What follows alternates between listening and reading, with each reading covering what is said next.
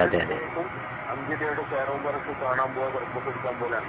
ഇത് രണ്ടും പാടില്ല എന്ന് പറയുന്നതിന്റെ ഒരു നീതിശാസ്ത്രം നമ്മൾ ആ ഒരു ഇന്നൊന്നും നമ്മൾ തിരിച്ച് ചേറമ്പറക്ക് വാങ്ങാൻ ആര് നിങ്ങളെ ഏൽപ്പിച്ചു?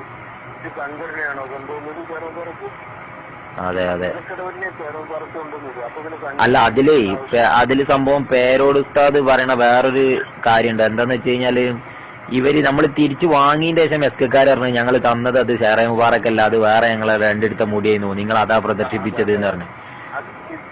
വാങ്ങിയിട്ട് 4-5 ദിവസം കഴിഞ്ഞതിന് ശേഷം, ഒരാഴ്ച കഴിഞ്ഞതിന് ശേഷമാണ് പറഞ്ഞത്. അതെ അതെ അതെ അതെ. അത് ഓല് ഒരു ഇത് പറഞ്ഞതാണ്, ഓൽക്കൊന്ന് പിടിച്ചു നിൽക്കാൻ വേണ്ടി പറഞ്ഞതാണ്.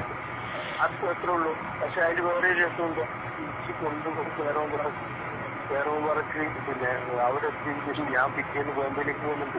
എയർപോർട്ടിലേക്ക് അയച്ചതിന് ശേഷം ഞാൻ ബോംബെയിൽ പോയിട്ട് പിന്നെ എനിക്ക് അന്ന് പോകാനുണ്ടായിരുന്നു. പക്ഷെ എനിക്ക് അന്ന് എന്റെ ഉമ്മാന്റെ നാപ്പതാണ് ആ ദിവസം. അതിനുശേഷം ഞാൻ ബോംബെ പോയിട്ട് ഞാൻ എത്തിയതിനു ശേഷമാണ് അവരെ ബസ് തുറന്നത്. അതെ അതെ. എന്നിട്ട് പരിശോധിച്ച് ഷെയർ മുബാറക്ക് തന്നെയാണ് ഉണ്ടോന്ന് പരിശോധിച്ച് അല്ലാണ്ട് പരിശോധന ആവശ്യം ഉണ്ടായിട്ടില്ല. ഇവിടുന്ന് ഇവർ കൊടുത്തതായതുകൊണ്ട് പരിശോധിച്ച് നോക്കി അത് പരിശോധിച്ചപ്പോൾ കൃത്യമായി മേലില്ലാത്തതാണെന്ന് ബോധ്യപ്പെട്ട് എന്റെ ലാപ്ടോപ്പിൽ ഇന്നും ഞാനത് സൂക്ഷിക്കുന്നു. അതന്നല്ലേ. ഇത് പേരോടുത്താതിനെയും അറിയാം, എല്ലാവർക്കും അറിയാവുന്ന കഥയാണ്. ഒന്ന് രണ്ടാമത്തെ നമുക്കിവിടെ ഷെയറുകാർക്ക് തിരിച്ചേൽപ്പിക്കുമ്പോ എന്താണ് അവര് ലെറ്റർ എഴുതിക്കുന്നു. അതെ അതെ, എന്റെ കയ്യിലുണ്ട്. ഹോളി വയറെന്ന് പറഞ്ഞാൽ ലെറ്റർ ഉണ്ടല്ലോ. അതെ അതെ അതുണ്ട്. ആ ലെറ്റർ അവര് നമുക്ക് തന്ന ലെറ്ററാണ്.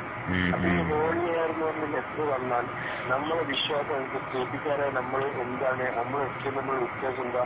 പരിശോധന അല്ലല്ലോ. അതെ അതെ. പേരെടുത്ത പറഞ്ഞ കണക്കനുസരിച്ചിട്ട് നമ്മൾ ഒറ്റക്കാരായില്ലേ? അതെ അതെ. പരിശോധന നടത്തണം പറ്റില്ല. ഒരാൾ തന്നുകൊണ്ട് മാത്രം വിശ്വസിക്കാൻ പറ്റില്ല. പരിശോധന നടത്തണം.